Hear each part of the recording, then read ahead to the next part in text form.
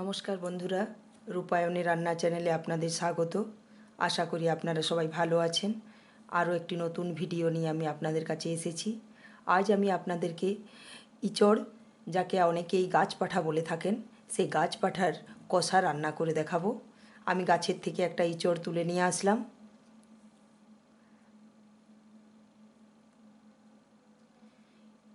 এরপর ইঁচড়টা আমি আগে কেটে নেব। কেটে নেওয়ার আগে হাতে ভালো করে সরষার তেল মেখে নিলাম, যাতে আঠা না লেগে যায়।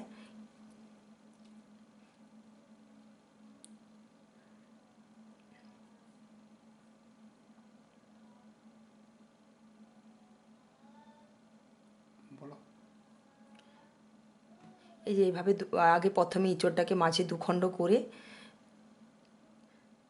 তারপর পিস পিস করে রেখে দিলাম।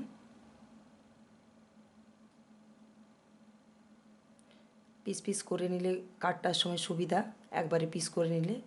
এরপর ভালো করে এর পিছনের ছালটা ছাড়িয়ে নিয়ে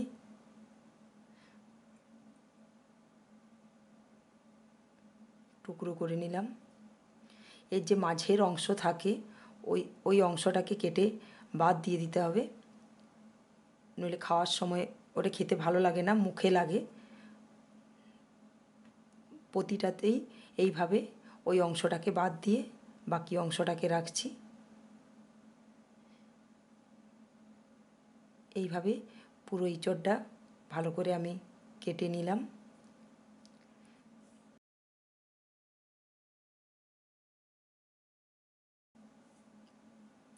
এরপর এটা পরিষ্কার করে জলে ধুয়ে নিলাম।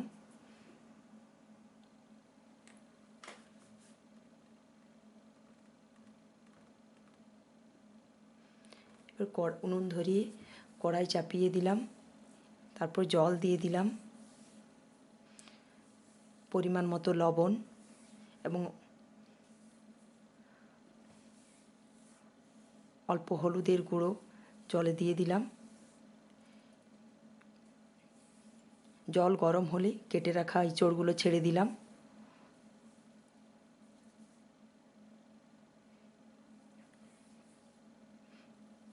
এরপর এই ইঁচড়টা 20 মিনিটের মতো, 20 থেকে 25 মিনিট ভালো করে সেদ্ধ করে নেব, 20-25 মিনিট জলে রেখে।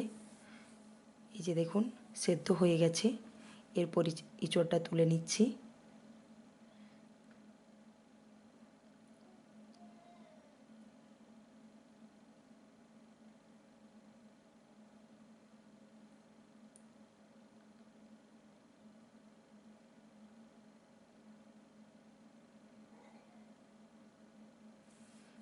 এরপর কড়াই পরিষ্কার করে ধুয়ে তাতে সরষার তেল দিয়ে দিয়েছি। রান্নাটা সরষার তেলে করব।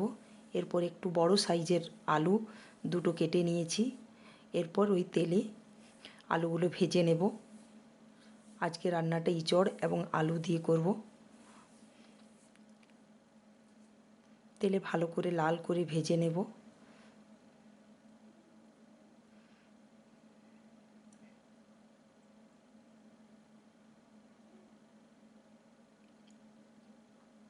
এই যে দেখুন, সুন্দরভাবে লাল করে ভেজে নিয়েছি এবং আলুটা সেদ্ধও হয়ে গেছে।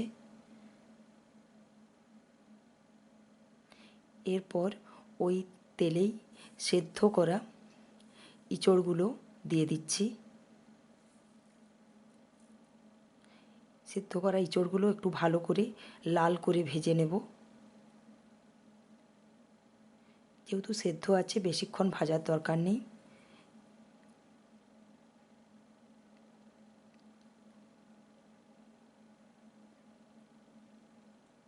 এই যে এইভাবে একটু লাল হলেই এগুলো তুলে দেব। যে হয়ে গেছে, তুলে দিচ্ছি।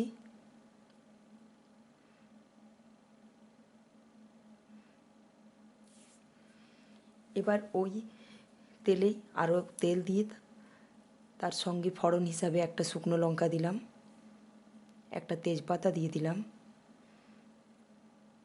গোটা জিরে দিয়ে দিলাম। এরপর একটা মিডিয়াম সাইজের পেঁয়াজ কুচিয়ে রেখেছিলাম, সেই কুচনো পেঁয়াজগুলো দিয়ে দিলাম। এরপর ভালো করে পেঁয়াজটা লাল করে ভেজে নেব।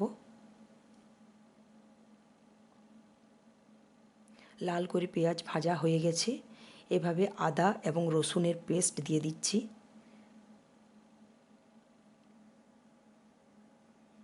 এবার আদা রসুনের পেস্টটা ভালো করে পেঁয়াজের সঙ্গে নেড়ে চেড়ে ভেজে নিচ্ছি। এরপর হলুদের গুঁড়ো দিয়ে দিলাম।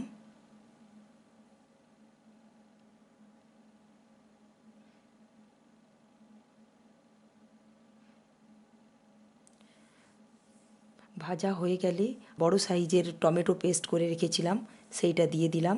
তারপরে ভালো করে মশলাটা কষিয়ে নিলাম। এরপর পরিমাণ মতো লবণ দিয়ে দিলাম।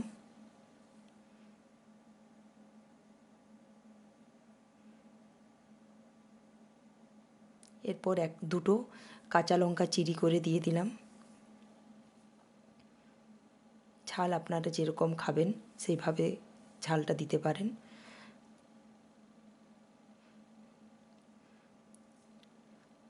এরপর জিরে এবং ধনে গুঁড়োর একটা পেস্ট বানিয়ে রেখেছিলাম সেইটা দিয়ে দিলাম।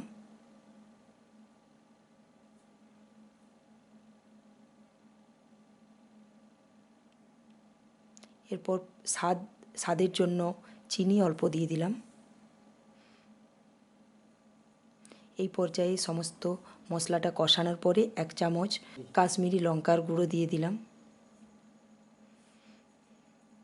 কাশ্মীরি লঙ্কার গুঁড়োটা দেওয়া কালারের জন্য। এরপর ভেজে রাখা এঁচোড় এবং ভেজে রাখা আলু দিয়ে ভালো করে কষিয়ে নেব।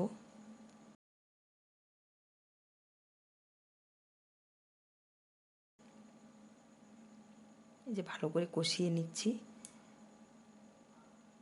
মশলার সঙ্গে যাতে ভালো করে কষানো হয়ে যায় বেশ কিছুক্ষণ নেড়ে চেড়ে নিচ্ছি। এই যে দেখুন ভালো করে কষানো হয়ে গেছে।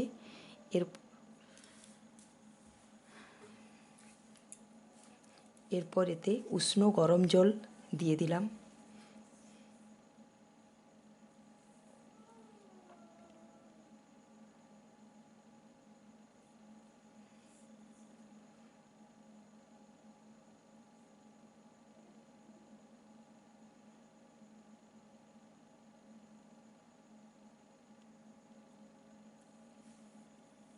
অল্প অল্প করে জলটা দিলাম। ঝোলটা ফুটে আসলেই ওতে 1 চামচ গরম মশলার গুঁড়ো দিয়ে দিলাম।